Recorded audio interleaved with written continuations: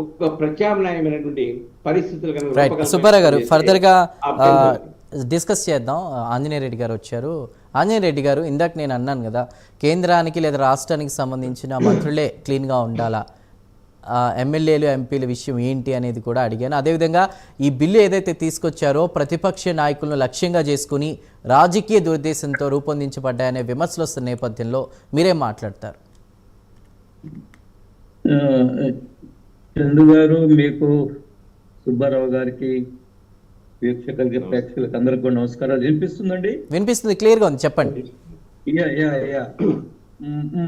ముందుగా నేను ఇప్పుడే ఇంత ముందుగానే ఒక వార్త చూశాను. కర్నూలు జిల్లాలో ఒక గ్రామంలో 5 మంది చిన్నపిల్లలు 5వ తరగతి చదివే వాళ్ళు ఒక నీటి గుంటలో మునిగి చనిపోయారని చూసిన తర్వాత ఎంతో బాధ కలిగింది.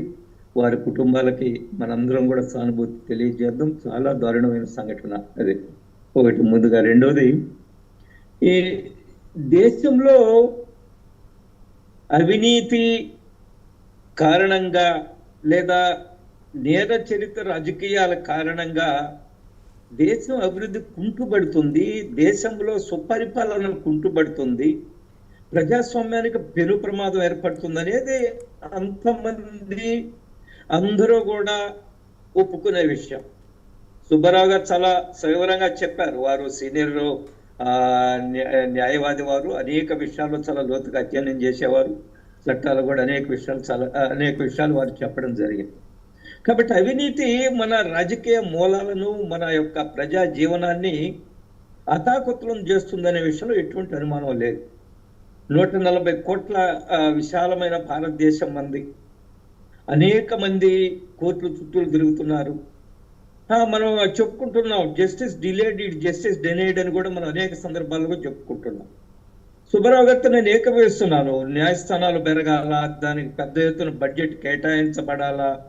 ఈరోజు అన్ని న్యాయస్థానాల్లో, అన్ని స్థాయిల్లో ఉండే న్యాయస్థానాల్లో, ట్రయల్ కోర్టు దగ్గర నుంచి సర్వోన్నత న్యాయస్థానం వరకు కూడా 5 కోట్ల కేసులు పేరుకుపోయి ఉన్నాయి. జడ్జీల కొరత ఉందని కూడా మనం అనేక సందర్భాలుగా చర్చించుకుంటున్నాం.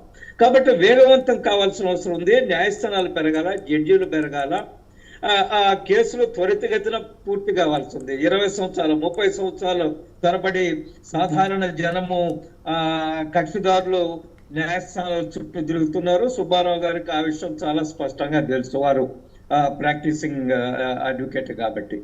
ఈరోజు కేంద్ర ప్రభుత్వం తీసుకొస్తున్న 3 బిల్లులు, ఒకటి అవి జాయింట్ పార్లమెంటరీ కమిటీకి పంపించాలని నిర్ణయం తీసుకున్నారు. ఏం జరుగుతుందో చూద్దాం, ఏం చర్చ జరుగుతుందో చూద్దాం. మనం ఈ 3 బిల్లులు కూడా సుపరిపాలన, నీతివంతమైన పరిపాలనకు దారితీసే 3 బిల్లులు కూడా.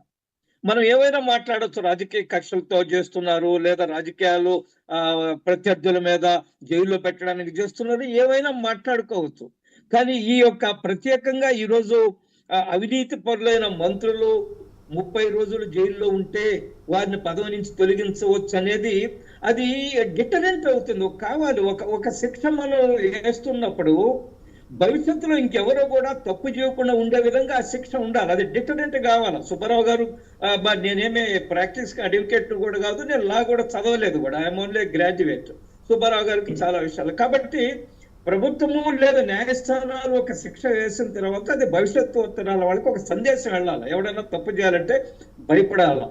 అందుకని ఈ రోజు ఈ ప్రభుత్వం తీసుకున్న బిల్లు ఏదైతే ఉందో ఇది ఖచ్చితంగా సుపరిపాలనకు, అవినీతి లేని పరిపాలనకు దారితీస్తుందనే విషయంలో ఎటువంటి అనుమానం లేదు. మనకు తెలుసు కదా, ఒక ప్రభుత్వ ఉద్యోగి 24 గంటలు జైల్లో ఉంటే ఏదైనా తప్పు చేసి ఉద్యోగం నుంచి సస్పెండ్ చేస్తారు. మనందరికీ తెలుసు అది. ఉద్యోగాన్ని సస్పెండ్ చేస్తారు. కాబట్టి పెద్ద ఎత్తున 100,000 కోట్ల రూపాయలు మింగేసిన వాడు 30 రోజులు జైల్లో ఉంటే మంత్రి అయినా, ముఖ్యమంత్రి, అది ఏ పార్టీలకు అతీతం కదా. ఈ రోజు దేశంలో 3-4 రాష్ట్రాల్లో ప్రతిపక్ష పార్టీలు ఉన్నాయి, 4-5 రాష్ట్రాల్లో. కాబట్టి అక్కడ కూడా అదే సమస్య వస్తుంది. ఆంజనేయ రెడ్డి గారు, నేను ఒకటే డైరెక్ట్ గా అడుగుతున్నా, ఇది ప్రక్షాళనగా చూడాలా, లేదంటే ప్రతిపక్ష నాయకులకు లక్ష్యంగా చేసుకున్నటువంటి రాజకీయ దురుద్దేశంతో చూడాలా? ఎందుకు మినహాయింపు ఇచ్చారు?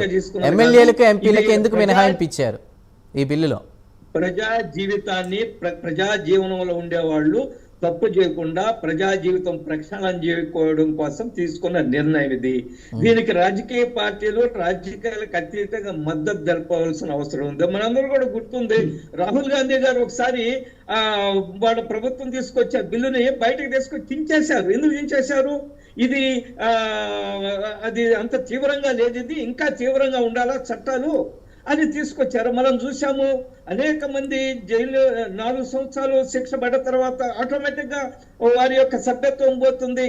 మనం అనేక రాష్ట్రాల్లో అవినీతి పనులు చేసిన వాళ్ళు కొన్ని సందర్భాల్లో మనం చూసాం. రాహుల్ గాంధీ గారు ఒక విషయంలో ప్రధానమంత్రి మోడీ గారి మీద మోడీ పేరుండే వాళ్ళు అందరూ ఎందుకు ఈ అవినీతి పనులని దేశం దాటిపోతున్నా అన్నప్పుడు దాని మీద కోర్టుకు వెళ్ళారు. దాని మీద 4 సంవత్సరాలకి శిక్ష పడింది. శిక్ష పడిన వెంటనే ఆటోమేటిక్ గా ఆయన లోక్సభ సభ్యత్వం రద్దయింది. ఆయన న్యాయస్థానానికి వెళ్ళి ఉన్నత న్యాయస్థానానికి వెళ్ళి ఆ శిక్షను రద్దు చేయించుకున్నందువల్ల మళ్ళీ ఆయన సభ్యత్వాన్ని పునరుద్ధరించారు. మనం చూసాం కదా. కాబట్టి ఈ రోజు ఈ 30 రోజులు చేసిన తర్వాత అందరినీ మంత్రులు ఆటోమేటిక్ మనం చూసాం. తమిళనాడులో ఒక మంత్రి మీద తీవ్రమైన ఆరోపణలు వచ్చి ఆ ఇంటి మీద దర్యాప్తు సంస్థలు రైడ్ చేసి 100 కోట్ల రూపాయలు అవినీతి చేసి నిరూపించిన తర్వాత ఆయన జైలుకి వెళ్ళి వచ్చినా గానీ ఆయన మంత్రిగా కొనసాగారు కొన్ని రోజులు. ఫైనల్ గా సుప్రీంకోర్టు చాలా తీవ్రమైన వ్యాఖ్యలు చేసిన తర్వాత ఆయన తొలగించారు. మనం చూసాం, ఒక ముఖ్యమంత్రి, ఒక రాష్ట్ర ముఖ్యమంత్రి జైల్లో నెలల తరబడి ఉంటే ఆయన రాజీనామా చేయలేదు. నేను ఇక్కడి నుంచే పరిపాలన జరుపుతాను, నేను ముఖ్యమంత్రి అని కూడా ఢిల్లీ ముఖ్యమంత్రి గారు ఉన్నారు. కాబట్టి ఇటువంటి పరిస్థితుల నుంచి ప్రజా జీవితాన్ని ఒక అవినీతి లేని రైట్ ఆంజనేయ రెడ్డి గారు ఫర్దర్ గా మాట్లాడదాం. ఇప్పుడు ప్రైమ్ డిబేట్ లో ఒక స్మాల్ బ్రేక్ తీసుకుని వద్దాం. బ్రేక్ తర్వాత కంటిన్యూ చేద్దాం.